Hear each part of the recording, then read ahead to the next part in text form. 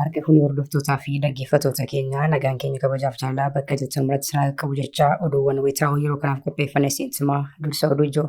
Bilchiginnaan diraamaa sobaa fi nuffisiisaa uummanni arguu fi dhagahuu jibbeen nama burjaajessuu fi yaalutti ufus somnii fi qalqalli gala salphatti akkuma jedhamu waaroo salphinaa uffachuu itti fufeeraa jedhame. Mootummaan warra ofii bobbaasee rakkoo naamusaan hir'ifamanii fi warra yakkoota garaagaraa keessatti hirmaatan sassaabbachuun akka waan waraanichi galeetti haasa'aa jechuun qondaalli olaanaan abaawoo ammoo deebii kennaniiru. Eenyutu galee eenyutu deebii kennee kan jedhu kan balballoomsinu ta'a. Bilchiginnaan diroonii Turkiitii hanga gamtaa Emireetotaatti, taankiidhaa hanga Marfiitti, manaa hanga Addabaabayitti lammiilee Impaareetti rasaasaan fixaa turee fi jiru amma fuula isaa niwukileeratti naanneeffachuun himamaa jira. Kanaafis Raashiyaa magaalaa Mooskootti walgahii jalqabaa dhimma gabbisa humna niwukileeraa ilaalchisuun biyyoota lameen gaggeeffamaa jirutti Itoophiyaa fi Raashiyaan waliigaltee dhimma gabbisa humna niwukileeraa kana icciitiin qabu waliin mallatteessuun ifoome. Eenyutu akkamitti mallatteessee kan jedhu gabaasni keenya deebii bal'aa qabateera. Dinagdee Impaareetti harka baankii addunyaa fi dhaabbata maallaqaa addunyaatti dabarsee erga kennee qaala'insa jireenyaa fi gaaga'ama dinagdee hamaa keessa kan jiru Bilchiginnaan saamicha hammeessuun himame. Kunis kanaan jiru dhaabbanni addunyaa International Air Transport Association jedhamu odeeffannoo baaseen mootummaan Impaareetti maallaqaa doolaara miliyoona 54 guruun abbootii qabeenyaa dhawwachuu ifoomse. Bal'ina oduu keenya keessatti kan dhageessan ta'a. Biyyoonni Itoophiyaa wajjin ija diinummaatiin wal ilaalaa jiran michummaa cimsachaa jiraachuu ifoomsan. Biyyoonni ollaa Itoophiyaa kunneen marii bal'aa taasisan kanaan tokkummaa tarsiimoo, hojimaata nageenyaa fi ittisaa cimsuu akkasumas walta'iinsa naannawaa bal'aa irratti xiyyeeffachuun waliin hojjechuuf walii galaniiru jedhame. Bal'inaan kan ilaallu ta'a. Dooktarii Du'aa jedhamuun kan maqaan baheef ogeessi fayyaa dhukkubsattoota 30 ol summeessuun isaan keessaa namoota 12 lubbuu dabarsee adabamuun himame. Abbaan alangaa ammoo ati hakiima Du'aati kiliinikaa iddoo awwaalchaatti gaddabattee jechuun addacharratti itti dheekkame. Kanas kan dhageessan ta'a. Toora YouTube chaanalii kana subscribe, like, share taasisaa jechaan gara oduu bal'inaan qopheeffannetti sin dabarsa. Bilchiginnaan diraamaa sobaa fi nuffisiisaa uummanni arguu fi dhagahuu jibbeen nama burjaajessuu fi yaaluu itti fufuus somnii fi qalqalli gala salphatti akkuma jedhamu waaroo salphinaa uffachuu itti fufeeraa jedhame. Mootummaan warra ofii bobbaasee rakkoo naamusaan hir'ifamanii fi warra yakkoota garaagaraa keessatti hirmaatan sassaabbachuun akka waan waraanichi galeetti haasa'aa jechuun qondaalli olaanaan abaawoo ammoo deebii kennaniiru. Irree fi gaachanni saba Oromoo waraanni bilisummaa Oromoo lola jabaa loltoota faashistii Abiyyi Ahmad wajjin geggeessu cimsee itti fufuun funyaan Finfinnee jala ga'ee Bilchiginnaa kokkee qabaa jira. Torbanuma kana Adaamaatti leellaa jabaa yoo raawwatu kaaba Oromiyaa Wallootti ammoo mooraa loltoota faashistii Abiyyitti seenuun du'aa fi madoon adabuun humnoota diinaa keessaa ari'ee ofii isaatii dhuunfateera. Imala saffisaa WBO'n umurii garbummaa fi sirna abbaa irree Bilchiginnaa kuffisuuf taasisaa jiru kanaan akkaan rifaatuu guddaa keessa kan seene Bilchiginnaan gantootaa fi warra ofii bobbaasee maqaa garaagaraan galchuun WBO'n galcha jedhee faaggaa sobaa afuufaa jiraachuun saaxilame.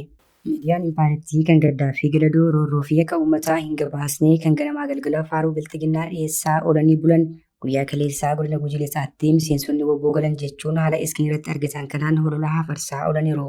Waraanni bilisummaa Oromoo waardiyyaa nagaa gaachana sabaa tiksaa uummataa fi diimokiraasii ta'us waamicha garee dhuunfaa osoo hin taane waliigaltee dhaabbilee addunyaa biyyoonni gurguddoon akka Ameerikaa fi Noorweey dippiloomaatonni bebbeekamoon akka Maayik Hamar bakka argamanittiyyu ifatti dantaa fi fedhiin uummata kooyyuu kabajame malee fedhiin dhuunfaa qondaalota muraasaaf hin gallu jechuun hin diduun ni yaadatama.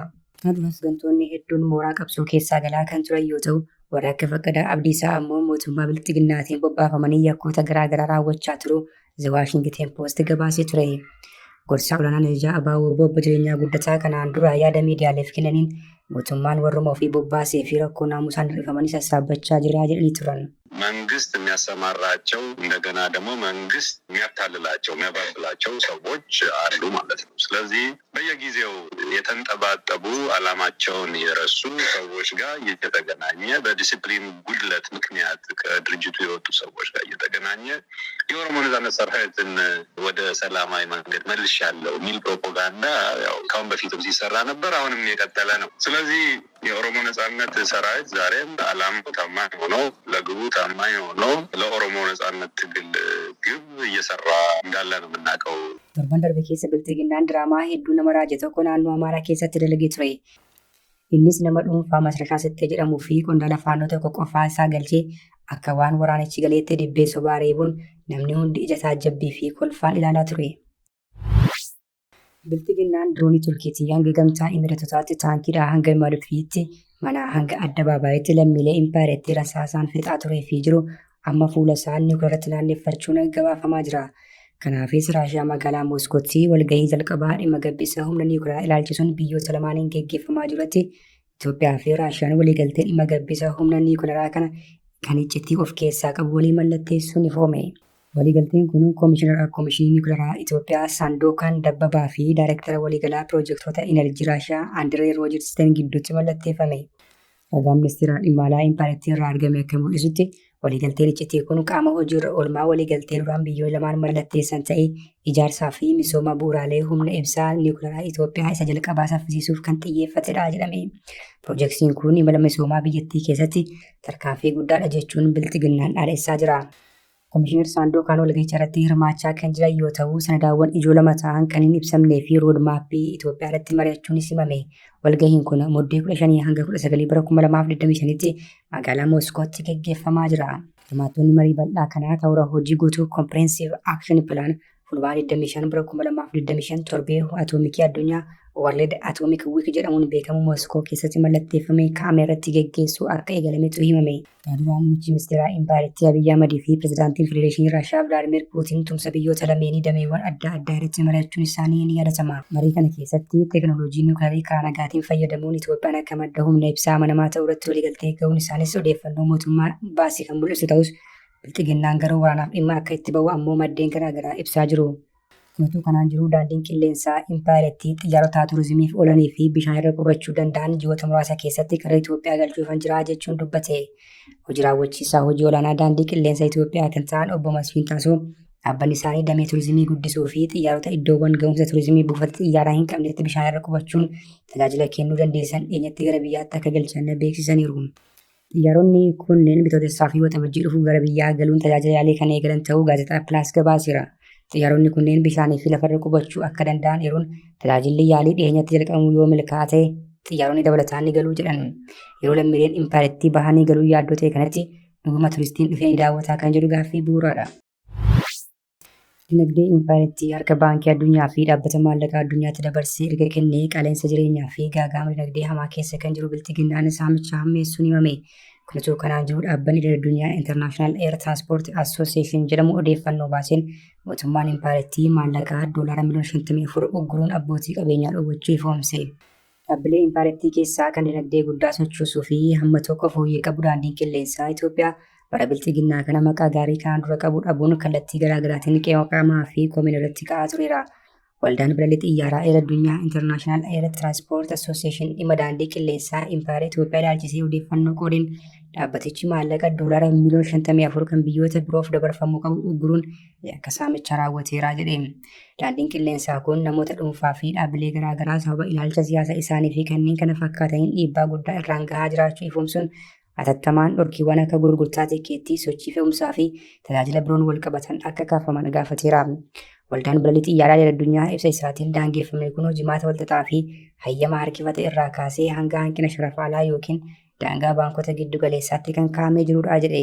Dhumarrattis bu'uura waliigaltee addunyaatiin qaamni impaareetii geggeessu tarkaanfii madaalawaa akka fudhachuu qabu akeekkachiise. Biyyoonni Itoophiyaa wajjin ija diinummaatiin wal ilaalaa jiran michummaa cimsachaa jiraachuu ifoomsan.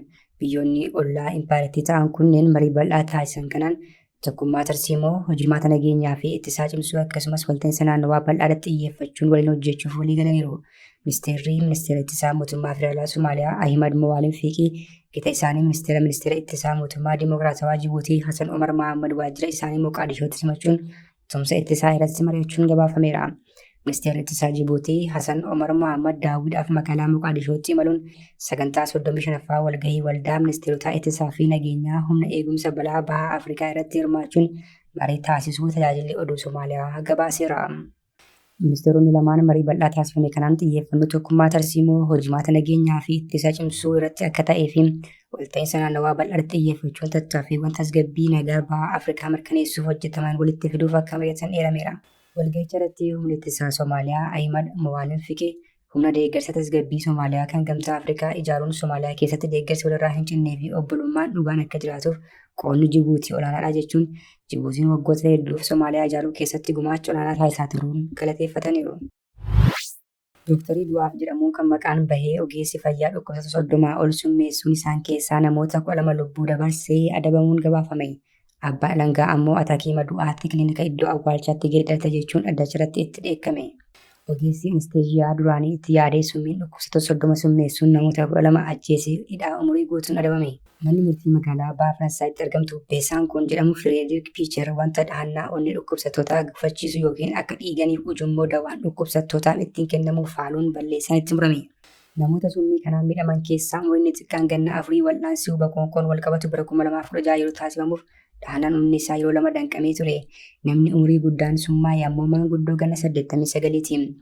Abbaa Alangaa namicha kanaan torban darbee akka jedhe ati hakiima du'aati nama summiin lubbuu namootaa balleesse hakiimota hundaa saalfachiifte ati kilinika kana gara iddoo awwaalchaatti geeddartee jedheeni. Fireedik Piicher jalqaba kan qoratame waggaa 8 duradha. Kunis wayita bara 2008 fi 2017 gidduutti dhukkubsattoota 2 kilinika Beesaa Koonitti argamanitti summeessuun wayita shakkamee ture. Namni inni summeessee barame kun jalqaba Sandaaraa Simaard kan jedhamtu yoo taatu otoo wal'aansa baqaqsanii yaaluu ispaanaal koordirra jirtu dhahannaan onnee ishee danqamee ture. Kabajamtootaa fi hordoftoota keenya oduun sa'aatii kanaaf qabannee dhiyaanne kana gaammaatti hordoftan ture oduu biraan hanga walitti deebinutti nagaatti.